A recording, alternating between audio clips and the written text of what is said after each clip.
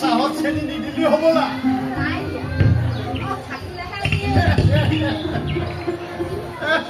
ভালেই কৰিছ দে এই অমিয় ডাক্তৰে মোক চেনি খাবলৈ মানাই কৰিছে হেল্ল' পুজুলিমা তই দেখোন কৈছিলি যে সমাজৰ মানুহবিলাক ৰখাতলে গ'ল বুলি দেখিলি মোৰ নাতিৰ বয়সৰ ল'ৰাই মোক আজি সম্বৰ্ধনা জনাব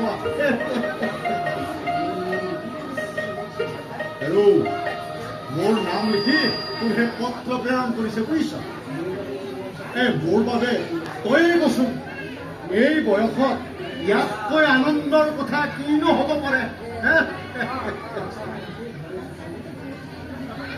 হেল্ল' পুজুলিমা তোৰ সেই ৰাস্তাই ঘাটে ঘৰে পদূলিয়ে গীত গাই গাই তোৰ সেই ডেকা গাভৰুৱা কৰি এই লগৰ সমনীয়াবিলাকে মোক দেখিলেতো দূৰতেই পলাই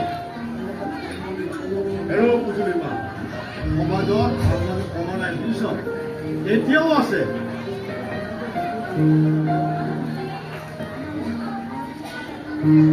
বুজিছ পুজুলিমা মই আকৌ সমাজৰ সকলো মানুহৰ বেয়া বুলি কোৱা নাই নহয় এই নিৰ্মল মেম্বৰৰ দৰে মানুহৰ কথাই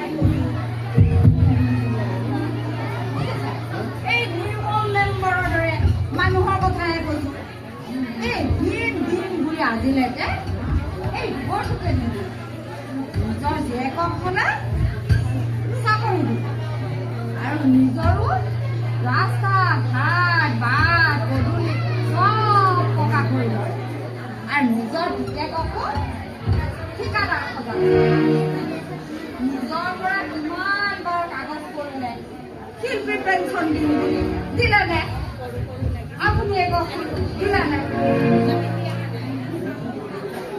তাকেই তোৰ তোৰ সেইদিনাহে মিটিঙত বিধায়কে মোৰ ডিঙিত তোৰ সেই গামোচাখন দি ক'লে যে শিল্পী পেঞ্চনটো কৰি দিম এই ডাঙৰ মানুহৰ এই প্ৰতিশ্ৰুতিবিলাক তোৰ সেই মুখৰহে কামৰটো নহয়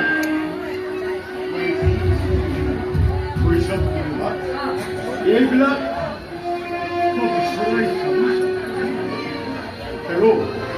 তই দুখ নকৰিবি পৈতৃক সম্পত্তি হিচাপে এই ঘৰৰ ভেটিটো মোৰ এতিয়াও আছে ঘৰ বুলি ক'বলৈ তোৰ সেই ৰদ বৰষুণ নপৰাকৈ এই খেৰৰ এই চালি দুখন আৰু বাঁহৰ ওলি যোৱা সেই চাৰিখন আছে আৰু পুজুলিমা দুবেলা ঘুমুচি তোৰ সেই লঘোণ নপৰাকৈ এই বুতৰাখনৰে খাই আছো বুজিছ ঈশ্বৰে এই সকলোবিলাক দেখি আছে বুজিছ এইবোৰ কথালৈ তই দুখ নকৰিবি তোক বিয়া কৰি আনিবৰ দিন ধৰি মই তোক একোকেই দিব নোৱাৰিলো অথচ তই মোৰ লগত চাহটো দৰেই লাগিব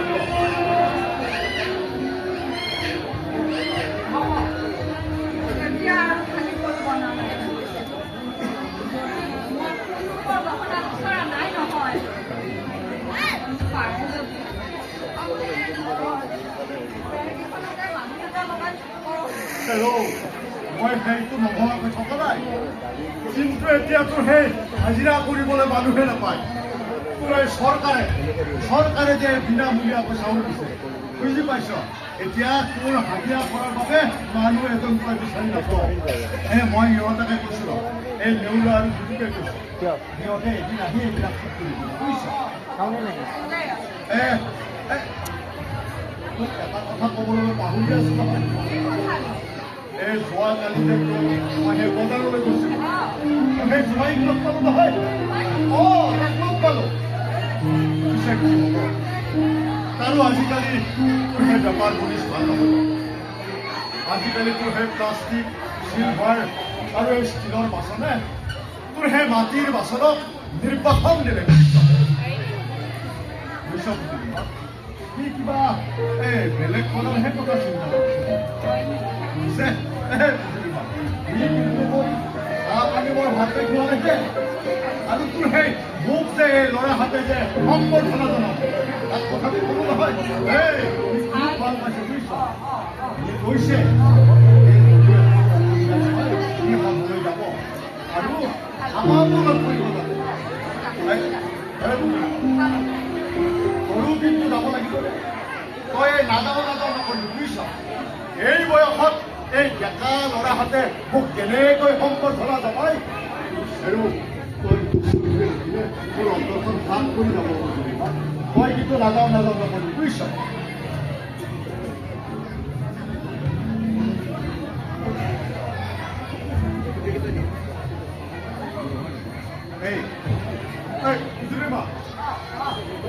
এই ডাঙৰ নাতি কিছুমান কৰি আহিছে তুমি ঘৰৰ কিবা আহিব বুজিছা মই কিন্তু যাব লাগিব বুজিছা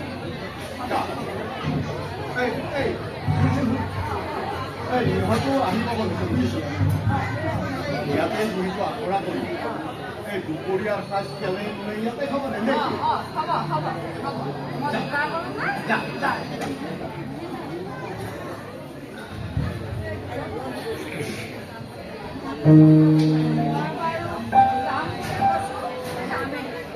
ওলাবি আকৌ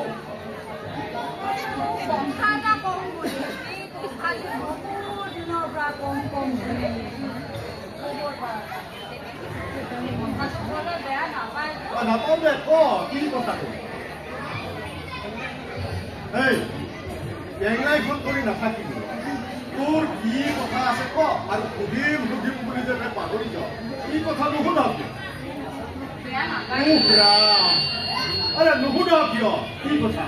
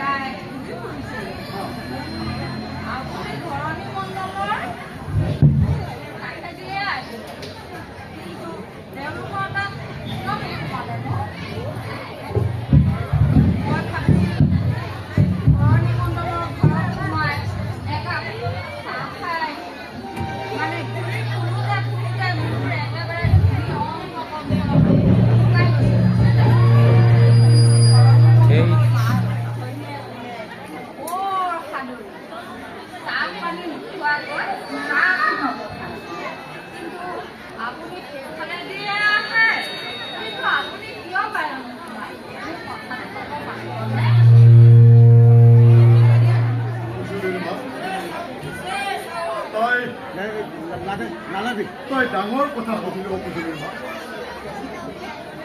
বহুত পুৰণি কথা আজিৰ পৰা প্ৰায় ৩-৪ বছৰ আগৰ কথা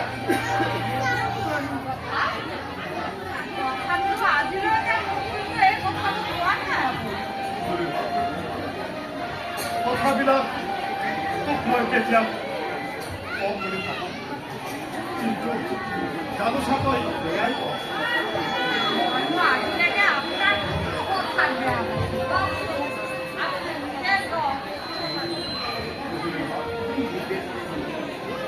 পৰা ৩-৪ বছৰ আগৰ কথা মই তেতিয়া সফল ডেকা আৰু কুকুৰা বজোৱাত এই অঞ্চলত ফেৰ মাৰিব পৰা কোনো নাই এই দেৱেন পণ্ডিতৰ ছোৱালী মানদাই তোৰ সেই লোকগীত শিকি ২-এখন অনুষ্ঠান কৰিছে কিন্তু তাই সফল হ'ব পৰা এদিন দেৱেন পণ্ডিত আহি মোৰ ঘৰত আৰু তেওঁ ক'লে হৰেশ্বৰ তুমি মোৰ ছোৱালীজনীৰ লগত দুতৰা সংগত কৰি এই ফুলতলী আঞ্চলিক ৰঙালী বিহুখনৰ এই অনুষ্ঠানটো কৰিছে তোমাক মই এই আগখন হিচাপে এই বিহু টকা দিওঁ কম ভিতৰত টকা ৰাখি মই মনোজাত গীত আৰু তাইৰ লগত দুটকা সংগ্ৰহ কৰি এই বিহু ফাংচনখন চলাই দিছোঁ সেইদিনা মানদা দৰ্শক ৰাইজৰ ওচৰত জিলিকি উঠিল আৰু মঞ্চৰ পৰা ৰাইজে তাইক নামিবলৈ নিদিয়ে দৰ্শকৰ হাত চাপৰি গোটেই বিহুতলী ঘৰটোৰে ৰজন্ত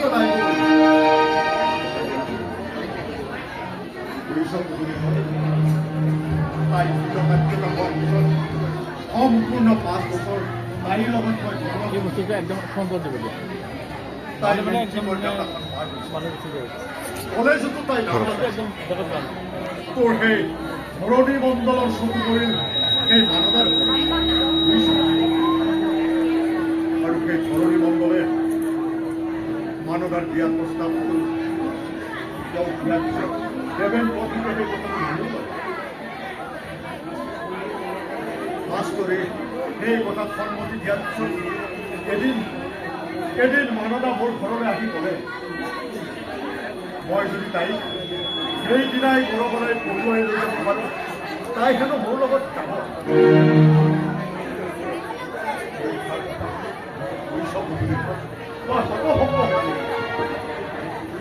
আৰু তাই ক'লে তাই হেনো মোক ভাল পায়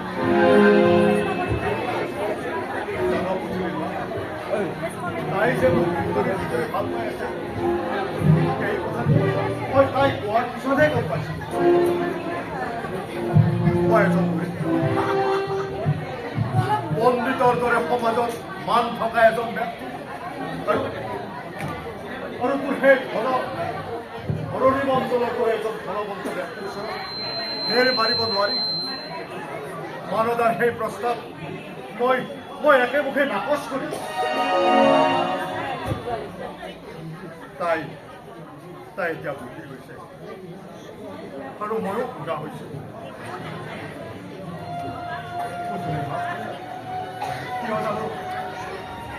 কিয় জানো আজিও মই তাইৰ ওচৰত থিয় হ'ব নোৱাৰো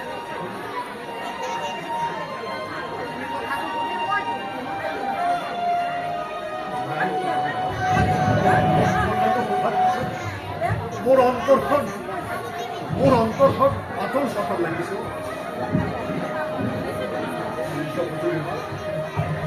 কথা বুজি ৰখা সহজ নহয় বৰ টানৰ অভিযোগী বৰ টান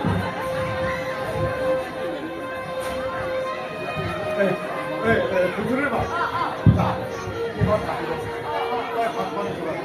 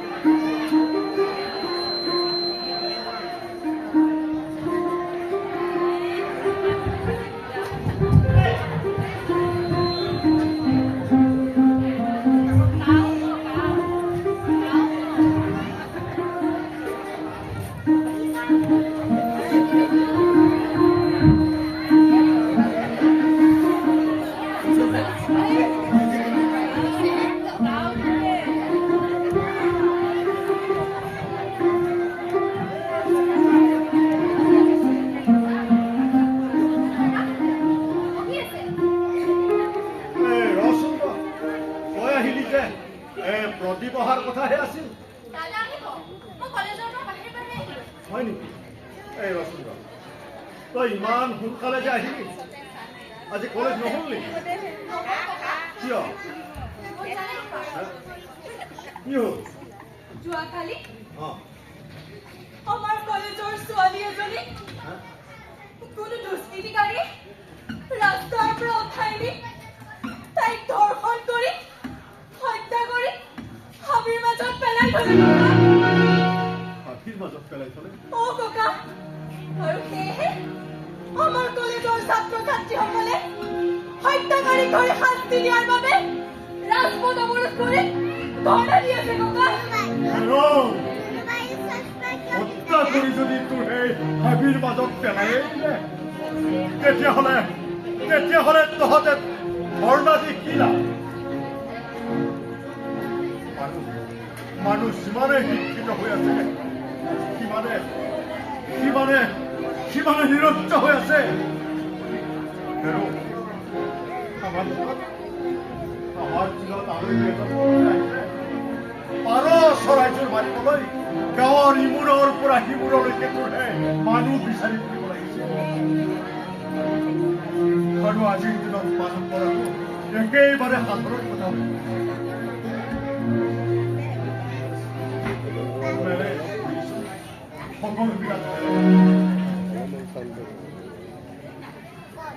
ডাইলগ দি থাকিলে এই আইজনীক যে চিনি নাপাওঁ। মোৰে বান্ধৱী ৰুনু, আপোনালোকৰ গাঁৱৰে চোন। আমাৰ গাঁৱৰে, অথচ মই চিনি নাপাওঁ আইজনী। তই কাৰ ঘৰৰ? ককা, মই দিনৰ মাষ্টৰৰ ছোৱালী। দিনৰ মাষ্টৰৰ ছোৱালী?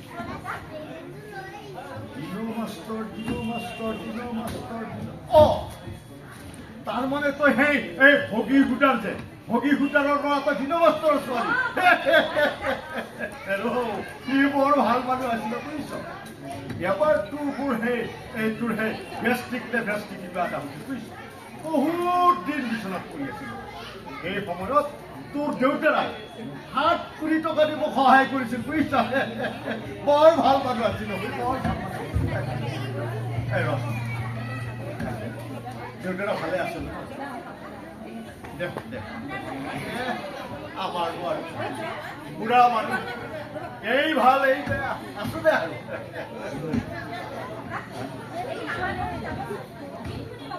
কি শুনিবি?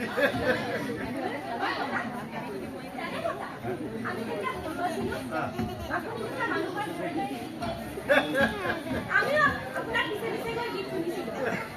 কিমান যে ভাল লাগিছিল। গীত শুনি জানে ককা, গীত শুনি কেতিয়াবা ফুলে কাটি দিছিলোঁ। আজিকালি তোৰ সেই আৰু সেই লোকগীতৰ গীত নাই বুজিছ। লোকগীত হৈছে আদি গীত। ইয়াক সংৰক্ষণ আৰু সমৃদ্ধি খালি আমি কৰিবই লাগিব। নহ'লে আমাৰ অস্তিত্বই নাথাকিব। জানো কি হয়। ককা, কি কৰি তই কি কৰি চিপছ নাখাওঁ মই। আৰু তহঁতেও নাখাবি বুজিছ। এইবোৰ খাই তহঁতে ভাত পানী খাবলৈ বাদ দিছ বুজিছ। আৰু সেই বহিৰাগত কোম্পানীবিলাকক তহঁতে ধনী কৰিছ বুজিছ। নাখাবি এইবোৰ। এই যা ভিতৰলৈ যা আজি নেকি যা।